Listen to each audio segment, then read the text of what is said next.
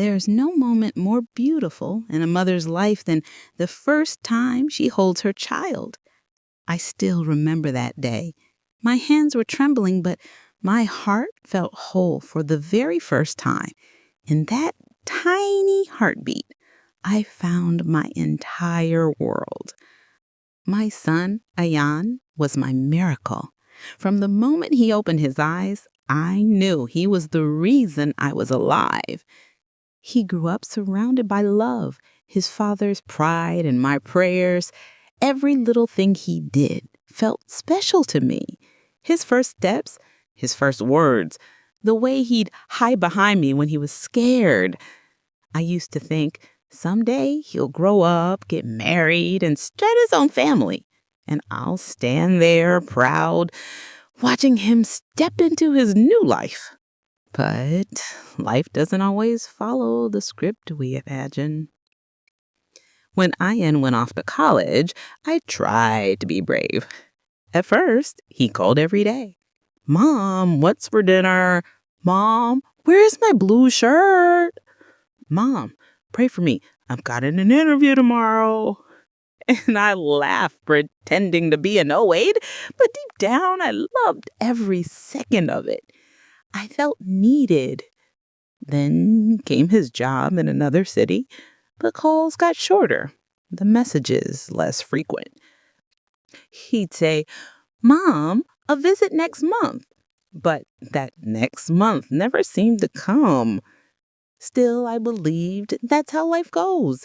Kids get busy, they chase dreams. I just kept waiting, telling myself, he'll call, maybe tomorrow. Then, one evening, my phone rang. His voice was calm, almost too calm. Mom, he said softly, there's something I want to tell you.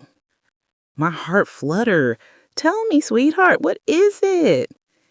He hesitated, then chuckled nervously. Moms, I've been seeing someone. I smiled. My heart filled with joy. Finally, I thought, my little boy is in love. What's her name? I asked eagerly. He said, Sarah, almost shyly. That name stayed in my mind all night. Sarah. I imagined her. Kind eyes, warm smile. Someone who'd take care of my son the way I always did. The next day, I couldn't stop thinking about their future. I called him again. So, when can I meet her? I asked. You know I've got to prepare for the big day. He laughed. Not yet, Mom. It's still early. I'll introduce you soon. I promise. And I believed him, because why wouldn't I? He was my son, my honest, loving boy. Months passed. His voice on the phone grew distant, shorter. Sometimes he wouldn't even pick up at all. I told myself he was just busy with work, but a mother always knows when something isn't liked. That strange silence, it lingered. Something inside me whispered that he was hiding something. One morning, I couldn't hold in any longer. I called him and said, half joking, half serious, so, when's the wedding, huh? Don't tell me you're keeping your mom out of the plan. And then the silence on the other end lasted longer than I expected. Finally, he spoke. His voice quiet, almost hesitant. Mom, we already got married yesterday. At that moment, everything inside me froze. The world around me faded. I remember gripping the phone so tightly I could hear my heart beat louder than his voice. I didn't know whether to cry, scream, or just sit there. All I could think was, yesterday? Without me? I had dreamed of this day my whole life. Decorating the house, picking his wedding clothes, welcoming his bride with open arms. And now it was all gone. In one sentence, everything changed. For a few seconds, I couldn't say a word. It felt like the air had been pulled out of the room. My voice trembled as I asked, What do you mean you already got married? He sighed. I could almost hear the wit in his breath. Mom, it all happened really fast. It was just a small ceremony. Just me and Sarah. But we didn't want to make it complicated. Didn't want to make it complicated? Get something so sacred to once in a lifetime be called not complicated? I wanted to scream, to cry, to ask why, but the words wouldn't come out. I just sat there, gripping my phone like it could somehow take me back in time before that moment. My heart felt heavy, yet numb at the same time. The wedding I dreamed about, the one I imagined 1,000 times, gone. No preparations, no family, no blessings, just a phone call. I remember looking around my living room. The photos of Ian from his childhood were still there. His graduation picture, his first birthday photo. I whispered softly, "How could you do this, my child?" That night I couldn't sleep. Every time I closed my eyes, I saw his face as a little boy, smiling, holding my hand, calling me mommy. And then that same voice echoing in my ears. "We already got married yesterday." A tear rolled down my cheek before I ever realized it. It wasn't just sadness. It was the feeling of being left out of my own child's life. I didn't even know what Sarah looked like. Was she kind? Did she love him the way I did? Would she ever understand how deeply I cared for him? I tried to tell myself, he's happy, that's what matters.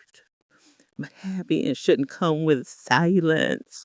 Happiness shouldn't feel like a good guy. The next morning, my sister calls. "Did you hear the news?" She asked, excitement in her voice. I didn't know what to say, so I just murmured, "Yes, I did." There was a pause on the line. That kind of silence when someone senses something isn't right. She said softly, "You didn't know, did you?" I couldn't answer. After that, word spread through the family. Everyone was shocked. Some said, maybe they're afraid of expenses. Others whispered, maybe the families didn't agree. But no one knew what really happened. Not even me, his own mother. Days passed. Ayan didn't call. Neither did Zara. I kept waiting for that one message. "Mom, we're sorry. We'll come visit." But it never came. I started questioning everything. Were they too stray? Did I make him feel he couldn't talk to me? Did I somehow fail as a mother? Those thoughts haunted me each night. I'd sit by the window, staring at the empty street outside, remembering the sound of his footsteps running up the stairs when he was little. Now the house felt empty, too empty. And then one day, a small envelope arrived in the mail. No letter, just a wedding photo inside. Ian and Zara smiling at each other. He looked happy, and yet I couldn't smile because that smile wasn't shared with me. I held the picture against my chest and whispered softly, "You look beautiful, my son." But I wish I had been there to see it. For the next few days, I lived in silence. I went through the motions, cooking, cleaning, pretending everything was fine, but inside I was breaking.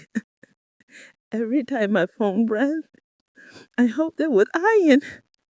Every time it wasn't, I felt the sting all over again. Finally, after almost a week, my phone lit up with his name. For a moment, I froze. Should I answer? Should I pretend nothing happened? But before I could think, my hands had already lifted the phone. "Hello?" I said softly. "Mom?" he replied, his voice gentle but uncertain. "I have ammo. I know you're upset." "Upset?" I repeated quietly.